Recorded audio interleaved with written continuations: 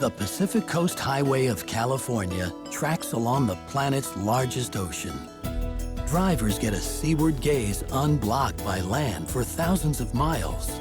But Highway 1 also travels along the edge of American culture. It cuts through land transformed by humans, and land that hasn't changed for millennia. In some parts of California, Highway 1 is the only way through. And some days, nature tries its hardest to keep you from passing at all. The road heads straight into the heart of America's left coast, a city born overnight with the gold rush that boasts America's most iconic bridge and most notorious prison. The Pacific Coast Highway is one of the world's most scenic drives. But the road is more than that. It's a pilgrimage, a reconnection to California's history, its nature, its mythology. Today, we're going to take that journey from the air. A journey through the spirit of California, through the spirit of America.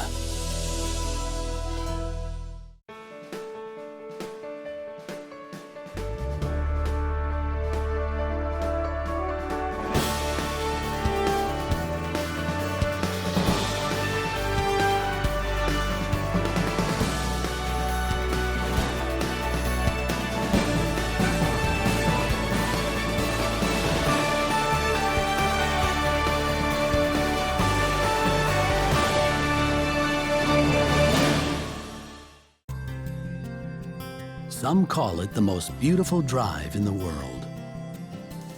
California's Highway 1, also called the Pacific Coast Highway, runs nearly the length of the state. But some of the most stunning stretches of the road wind from San Simeon in the south up through Big Sur to San Francisco and to Point Reyes, one of the most dangerous sections on the San Andreas Fault. We start our journey along the Pacific Coast Highway in San Simeon. It was here, thousands of feet above the Pacific, that a young boy with dreams larger than life spent his summers camping. And it was here that he returned, 50 years later, a newspaper magnate, to build a palace to rival the greatest in Europe. Hearst Castle. William Randolph Hearst owned all of this land. His estate covered an area half the size of Rhode Island.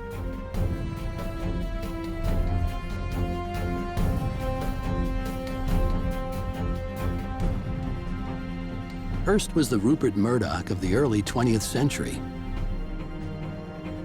Through his 36 newspapers, he tried to control the country's political agenda. And at Hearst Castle, he entertained the powerful and luminous. Before Highway 1 was built, his guests had to arrive by boat.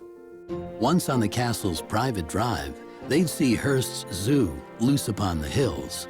Antelopes, zebras, bison, camels, kangaroos, even giraffes. Guests included Hollywood's elite, Charlie Chaplin, Clark Gable, Joan Crawford, Cary Grant. Stars came to Hearst Castle. They had little choice. Turn down an invitation from Hearst and your career could be over. Hollywood director Orson Welles found the tycoon in his castle an irresistible target. His 1941 film Citizen Kane was set at a palace called Xanadu, where a ruthless tyrant lived with his talentless second wife. Hearst retaliated by nearly ruining Welles' career.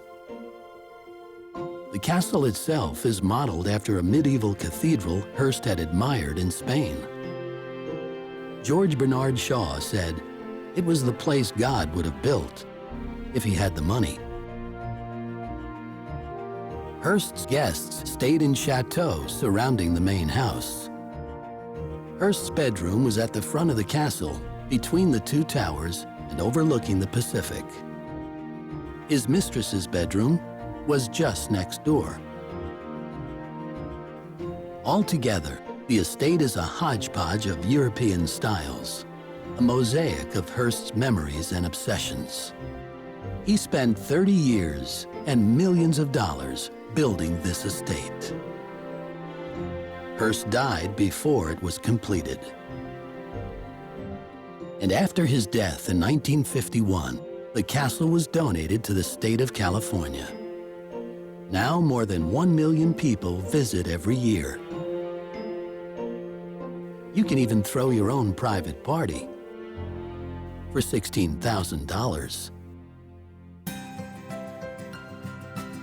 Behind San Simeon, Lake Nacimiento and the wine country of Paso Robles offer a refuge from big city life.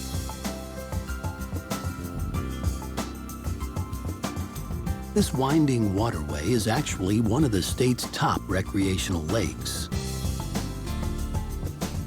Engineers dammed the Nacimiento River in the 1960s, creating a reservoir with 165 miles of shoreline and countless coves. Its calm, temperate waters make it ideal for water skiing. There's no speed limit on the lake, making it slightly dangerous, but heaven for anything that revs.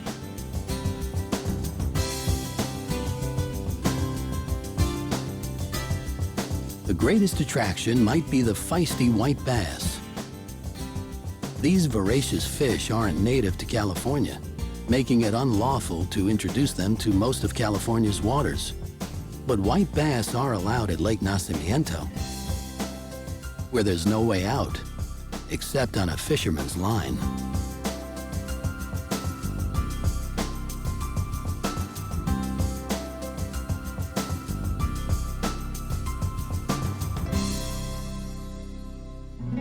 A little further inland, the oak-covered foothills give way to the farmland of Paso Robles. Once covered in cattle and vegetables, acre after acre in Paso Robles is increasingly staked with grapevines. The region just south of Paso was featured in the 2004 movie Sideways. That film turned vineyards growing Pinot Noir into stars overnight. Sales of the wine shot up 70% across the country. But Paso itself is the new star of the Central Coast wine explosion. It's the fastest growing region in California's $3 billion wine industry. Vineyards have been in production here since the late 19th century, but most often, grapes were shipped north to the wineries of Sonoma and Napa Valley. But in the 1980s, more vineyards in Paso started making their own wine. And within the last decade alone, the number of winemakers has tripled here. Some 26,000 acres of vineyards now feed 170 local wineries. It takes 6 to 8 clusters of grapes to produce a bottle of wine. That's about 200 grapes a glass. Big Reds are Paso's signature: Cabernet Sauvignon, Merlot, Syrah, and Zinfandel. Heat and limestone are the keys. A long growing season with vines fed by limestone-rich hills makes for muscular, powerful wines.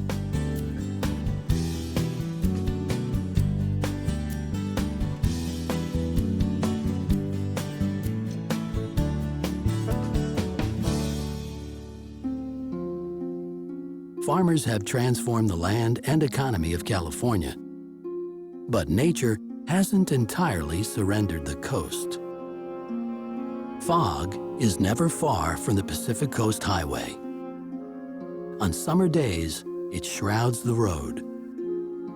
Sometimes, the fog devours it. It sweeps in from the Pacific as warm summer air from the west hits the cold coastal waters. These waters cool the air flowing over. It condenses into a dense mist and creeps inland, up over the mountains. It's a local pastime to talk about all the different sizes and shapes the fog forms. The fog can sneak up on you, like the American poet Carl Sandburg once described, on little cat feet.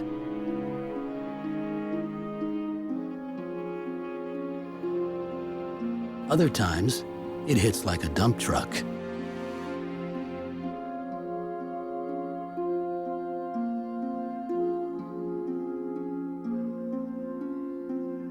But you don't need fog to make the drive along Big Sur treacherous.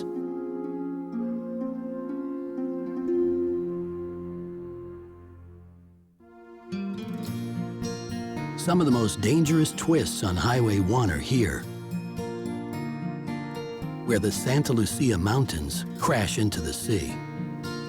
This 90-mile coastline is a rocky world of cliffs and waterfalls. Millions of years of seismic action have shaped Big Sur. Tectonic plates under tremendous pressure are grinding against each other here, constantly pushing the mountains toward the sky. Highway 1 is the only way through Big Sur. In some places, the road was blasted out of the mountainside.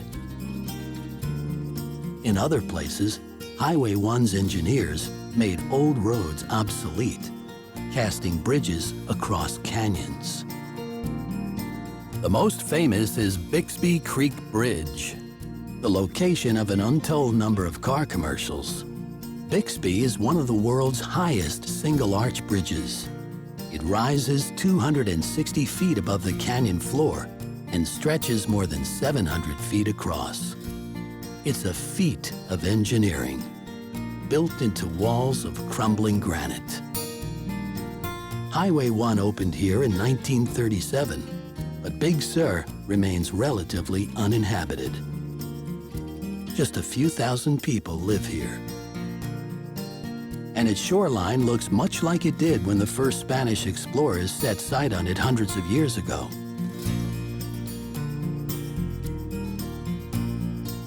It's a fearful-looking coast from the sea.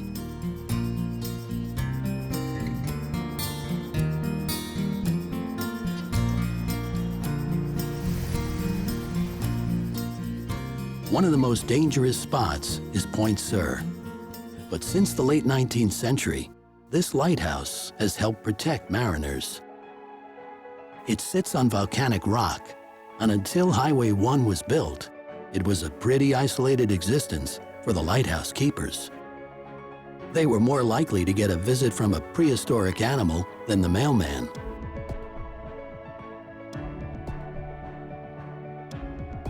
Once upon a time, California condors made terrifying descents down these cliffs.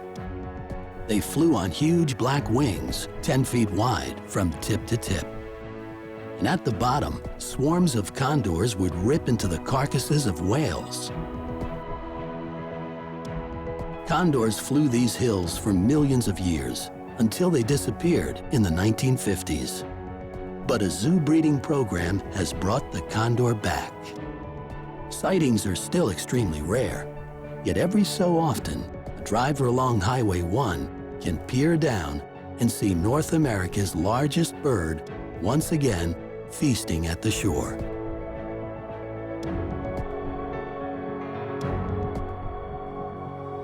Just up the coast from Big Sur is Carmel. It was here that an 18th century priest ended a journey that took him through hundreds of miles of wilderness. In 1771, Father Junipero Serra chose Carmel as the headquarters for what would become a string of 21 Spanish missions. These missions cemented Catholic Spain's control over California. Carmel is far from wild these days. Tourists come for the Tony art galleries and boutiques. Town laws are strict. If you hit a tree with a car and leave the scene, you could be charged with hit and run. Hollywood tough guy Clint Eastwood loosened things up a bit during a brief stint as mayor in the 1980s. Eastwood overturned a town rule forbidding people to eat ice cream cones on the street. Outside of Carmel, a community of nuns with traditions stretching back to medieval times has built a house of worship. They petitioned to build the monastery here after a nun in their order was made a saint in 1925. Although Highway 1 passes right in front of it, the monastery remains a quiet home for these nuns living in seclusion.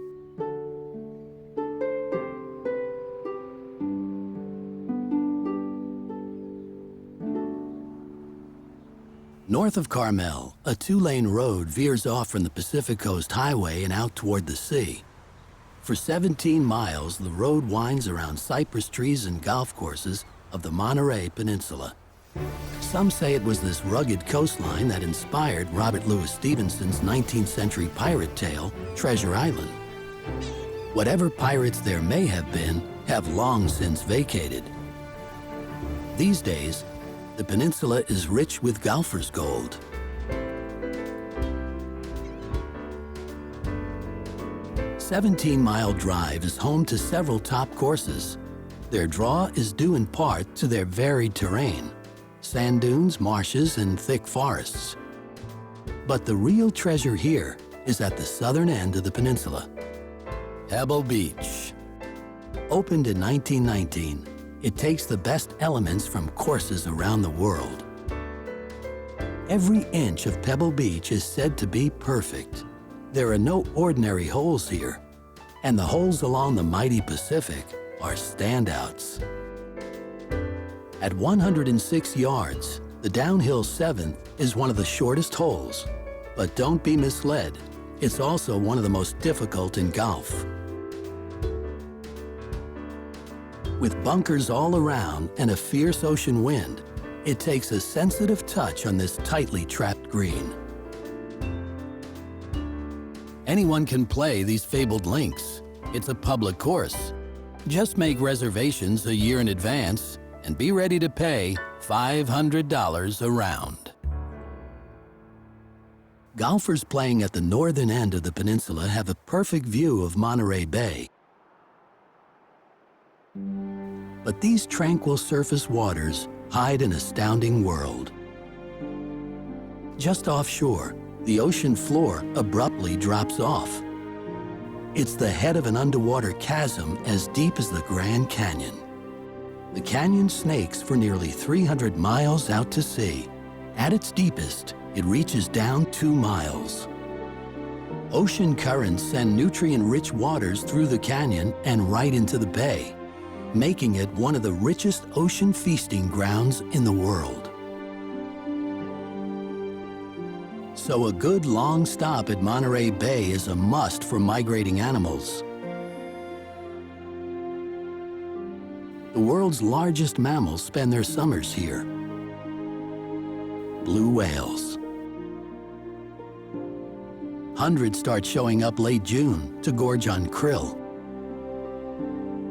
These Rizzo's dolphins come for the squid.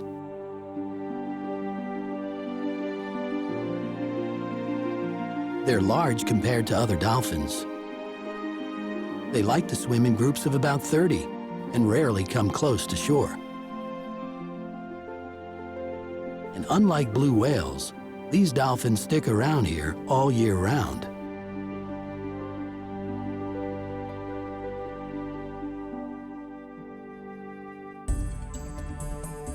These waters offer no shortage of mysteries for scientists at the world-renowned Monterey Bay Aquarium. Its gray buildings sit on the end of Cannery Row, a strip made famous by John Steinbeck. For Steinbeck, Cannery Row was bursting with character. He described the strip in his novel as a grating noise, a poem, a habit, a nostalgia, and a stink. That stink was the smell of sardines, millions of them caught in the bay and slapping down chutes into the canneries in the 1930s. The sardine industry here collapsed by the end of the 1940s, and Steinbeck's short strip of honky-tonks and whorehouses has long since cleaned up. In their place, much sought after, oceanfront property. Behind Monterey Bay, a blanket of farms stretches for 100 miles. It's Salinas Valley, the salad bowl of America.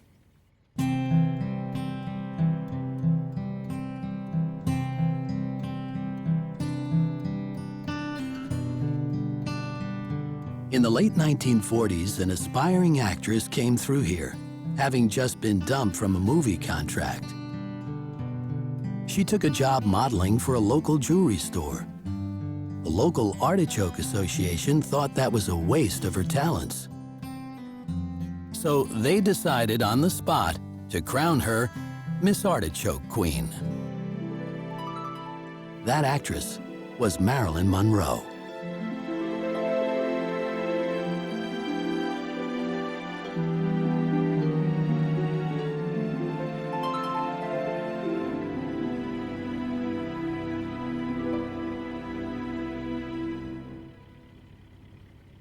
Agriculture is California's biggest industry, and Salinas is the heart of it.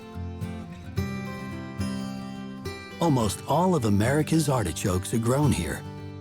This valley also boasts over 80% of America's lettuce and half of the nation's cauliflower, mushrooms, and broccoli. Salinas alone is a $3.5 billion farm economy. But this valley has seen its share of hard times. Steinbeck wrote about it in his epic, The Grapes of Wrath. After the book was published, he was vilified in his hometown for taking the side of Dust Bowl-era migrant workers. Salinas eventually forgave Steinbeck. And few people here would disagree with him when he said Salinas was the most beautiful place on earth. He called its land the pastures of heaven.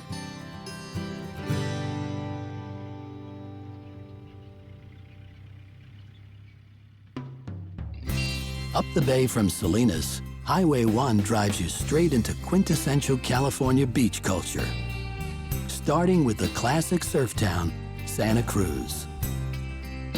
The counterculture moved into the town in 1965 when the new University of California campus opened its doors. The school's mascot is a local resident, the banana slug. Santa Cruz has always had a laid-back attitude and a focus on fun. Developers wanted this to be the Coney Island of the West. The Santa Cruz Beach Boardwalk is the oldest seaside amusement park on the West Coast. It's 100 years old and counting. California beach bums love the sands of Santa Cruz. And at first glance, these northern elephant seals at Ano Nuevo seem to share the laid-back attitude. During the molting season, they nap all day. But appearances can be deceiving. These seals are resting before an epic voyage. For 8 straight months, some will swim halfway across the Pacific and back in search of food. Molting season is R&R time.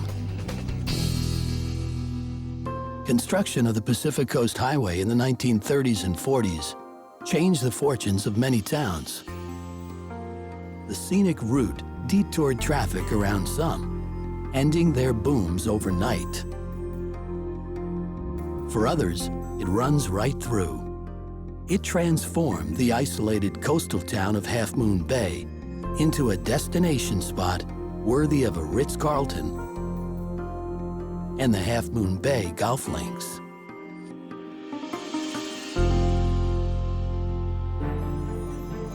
For hundreds of years, European explorers searched this coastline for California's fabled cities of gold. And yet, the treasure hunters kept missing the entrance to one of the world's finest natural harbors, the Golden Gate. It was hidden for so long because this is what explorers would see: a rocky shoreline, turbulent waters, and no hint of an opening. The bay opens up 3 miles back from the Pacific. Its entrance is only a mile wide, hard to spy from the sea. In fact, it was a land expedition that finally spotted the entrance from nearby hills, 230 years after the first Spanish ship sailed by. A 19th century army captain gave the passage its name, Golden Gate.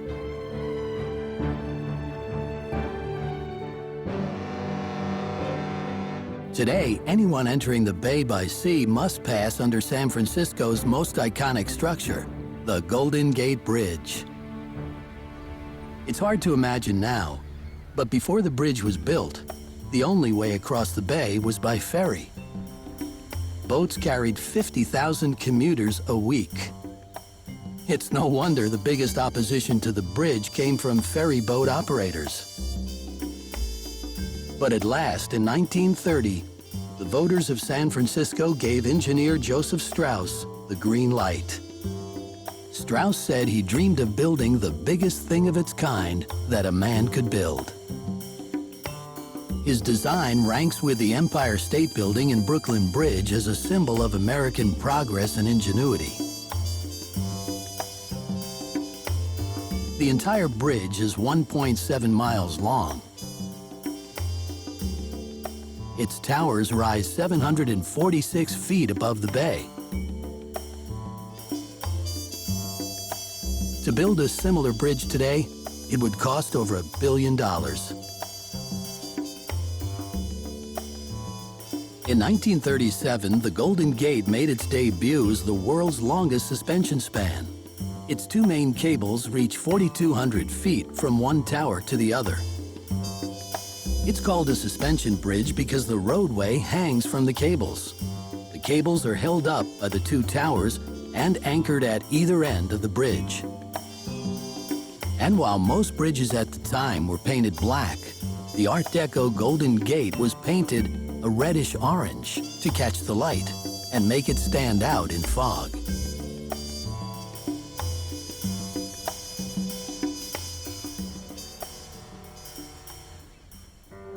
But there's a dark side to the Golden Gate.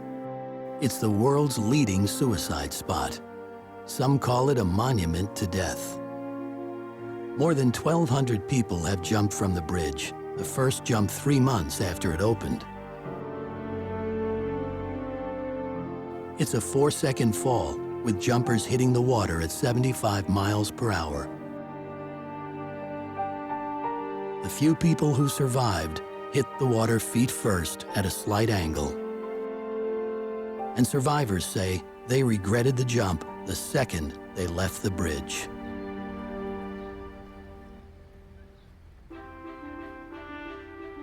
Tragedy and greatness go hand in hand in San Francisco, a young city perched on the edge of a continent, the edge of a frontier.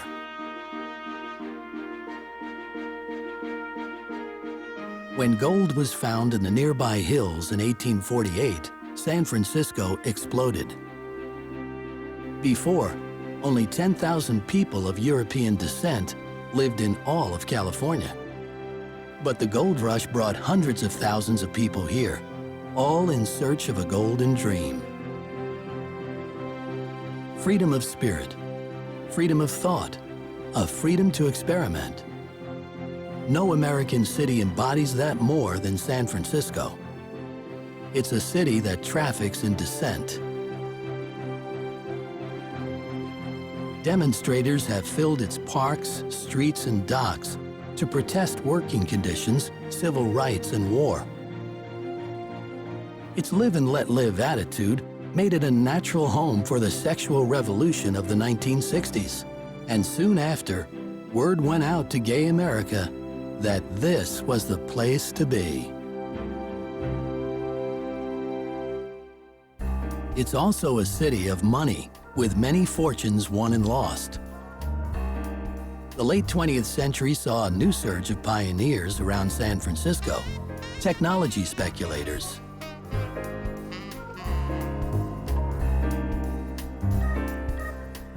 But when the dot-com bubble collapsed in 2001, hundreds of thousands of people lost their jobs, and investors lost trillions of dollars. The city's fortunes are again on the rise as money pours back into the high-tech industry. As far as great cities go, San Francisco is relatively small, with 750,000 residents snuggled onto a 46-mile tip of land. That small size also makes for some of the most expensive real estate in the country. San Francisco has contributed the words beatnik and hippie to the dictionary, but it also gave us yuppie. Despite its international reputation for peace, love, and understanding, the coast of San Francisco for centuries was armored with formidable defenses. More than a dozen military posts surround the mouth of the bay, now preserved in the Golden Gate National Recreation Area. They're the largest collection of military installations in the country, many built to defend the city during World War II. Fort Point is at the base of the Golden Gate Bridge. It's a pre-Civil War structure, but soldiers stood watch here up through World War II. At its greatest strength, the fort had 100 cannons. The most powerful had a 2-mile range. Preparations for World War II were massive in San Francisco. The coast was set up with a vast network of anti-aircraft guns, underwater mines, observation posts, and air patrols. A historian called the city one giant cannon aimed at the Pacific. But no attacking force ever came close to San Francisco. In the end, World War II left behind another legacy in San Francisco. Soldiers came home feeling disconnected, alienated.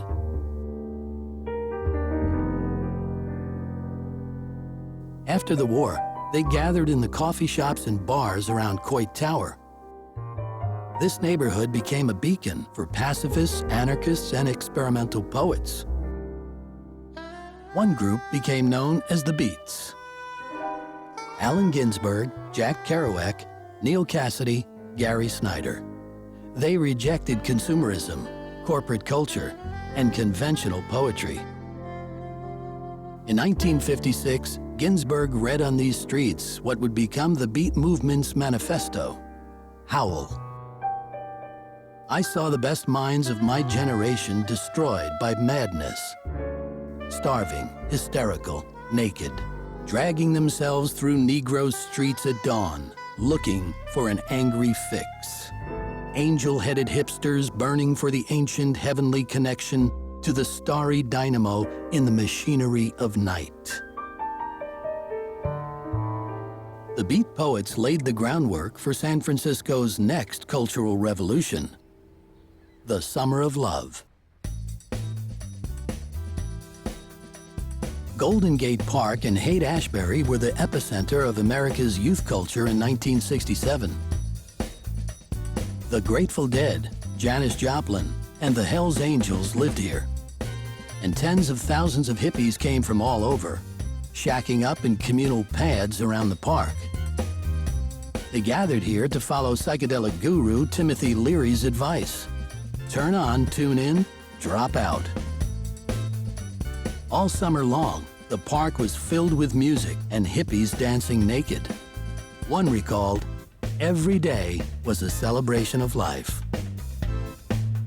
With flowers in their hair, they were protesting Vietnam and rebelling against the repression of the 1950s. Golden Gate Park and the Haight are still a cultural magnet. The park is also home to a museum at the forefront of California's green movement. The new California Academy of Sciences building is made with recycled materials and powered by sunlight. Its undulating roof will be covered with plants to soak up pollution.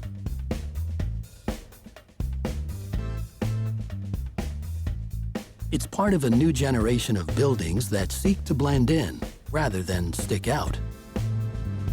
These giants dwarf the city's Victorian neighborhoods. But even some of these buildings can't stray far from their wild roots. The Transamerica Pyramid sits on top of what used to be a Turkish bath. Here, Mark Twain met a local fireman with a name that later proved useful: Tom Sawyer. The city still has the crookedest street in the world. A resident came up with the idea to help pedestrians and drivers navigate down Lombard Street's dangerously steep hill. Cars are forced to slow to a crawl as they navigate down the 8 turns. Some of the most expensive and distinctive real estate in the city is along this street. This street also caught Alfred Hitchcock's eye. He chose one of the houses on Lombard for Jimmy Stewart's home in Vertigo.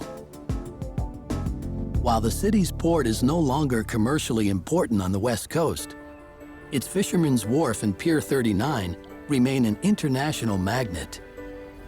Tourism is now San Francisco's biggest industry, bringing in $7 billion a year. Tourists also make a beeline for the Ghirardelli chocolate factory. Italian Domingo Ghirardelli struck out panning gold in 1849, but hit it big supplying miners with chocolate. One of the city's most crowded ferries leaves from these wharves. Every day, thousands of people head out on a 15-minute ride to a small island in the middle of the harbor. Alcatraz. The federal penitentiary was 22 acres of barren rock. Life here was some of the hardest time prisoners ever did.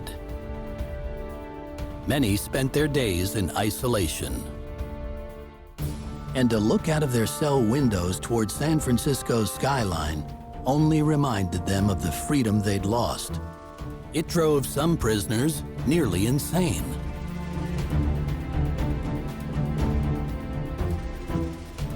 A guard who worked at Alcatraz in the 50s recalled, yachts circled the island and men could see girls in bikinis drinking cocktails. It was so near and yet so far.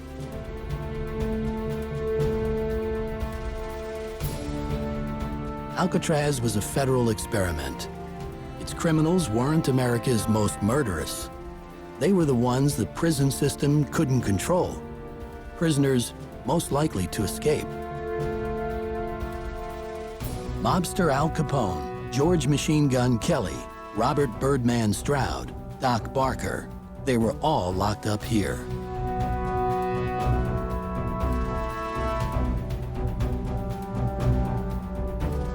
Surrounded by treacherous waters and outfitted with state-of-the-art technology, Alcatraz was supposed to be escape-proof. 36 inmates tried. Of those, 23 were captured. 7 were shot dead. At least 3 drowned. That leaves 3 other prisoners. In 1962, they bored holes through their cell walls using crude electric drills made from stolen parts.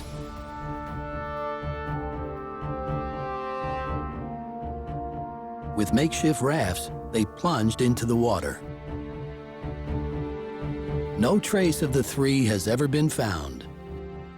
So officially, no one ever escaped from Alcatraz. Alcatraz closed forever as a prison in the 1960s. The site was too expensive to maintain. But the island is busier than ever. Over 1.5 million tourists visit every year. Around the same time the last prisoner was shipped off Alcatraz, San Francisco lost its place as a major world commercial port. In the 1960s, containers revolutionized shipping. But they required vast new loading docks.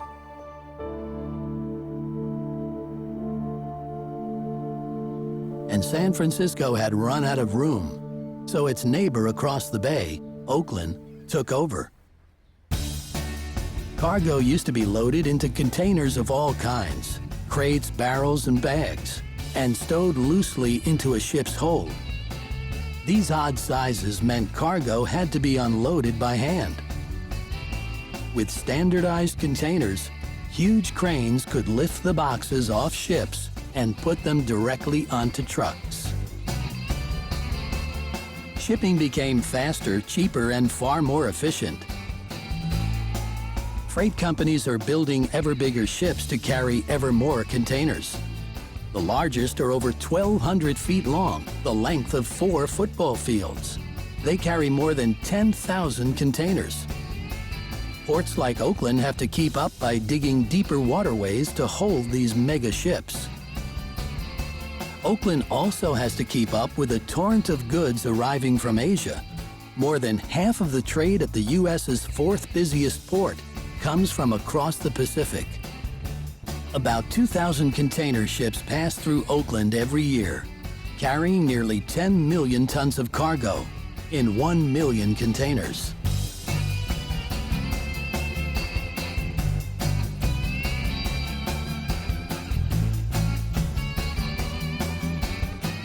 The port's 36 cranes have also left a mark on popular culture. They inspired the Imperial Walkers in the movie The Empire Strikes Back.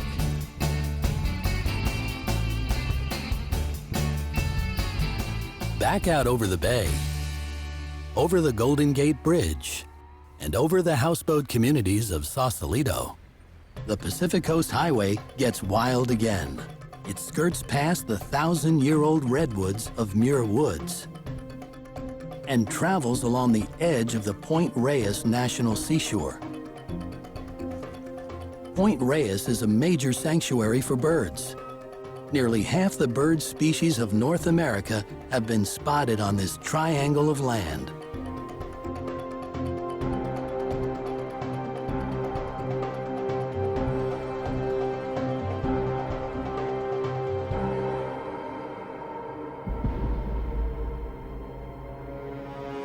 But one of the most powerful and dangerous places in the world starts underneath the peninsula, the San Andreas Fault. Here, 2 giants meet. It's where the Pacific tectonic plate grinds up against North America. On April 18, 1906, the plates suddenly sprang against each other at the fault, unleashing the most damaging earthquake in American history. The fault ripped apart here at the shoreline of Stinson Beach and tore north through the center of Tomales Bay. The shaking lasted less than a minute, time enough for this entire peninsula to jump 20 feet north. The lighthouse survived intact. The quake had only knocked the lens off. But in San Francisco, 3,000 people would die. The epicenter of the 7.8 magnitude quake was right outside San Francisco's Golden Gate.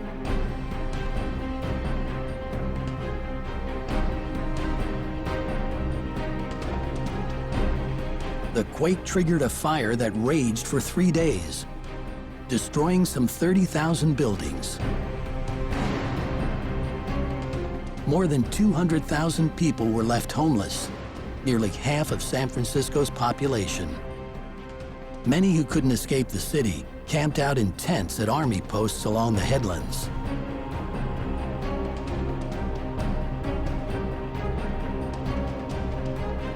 There's a good reason why the #1 fear among San Franciscans is crossing bridges. A 1989 quake collapsed a section of the Bay Bridge. The threat of another massive earthquake here is very much real. It's only a matter of time. Millions of years of tectonic shifts and centuries of pioneers have shaped this land. In just 250 miles from San Simeon to Point Reyes, we've seen the incredible range of California's glories. One of the most spectacular private homes ever built in America. the fabled links of Pebble Beach. Rare glimpses of an underwater world so rich and so deep that it feeds the largest mammals on the planet.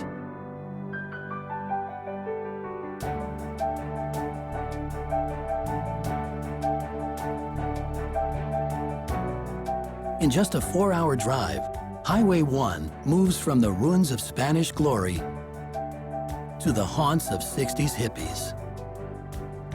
Through landscapes that seem eternal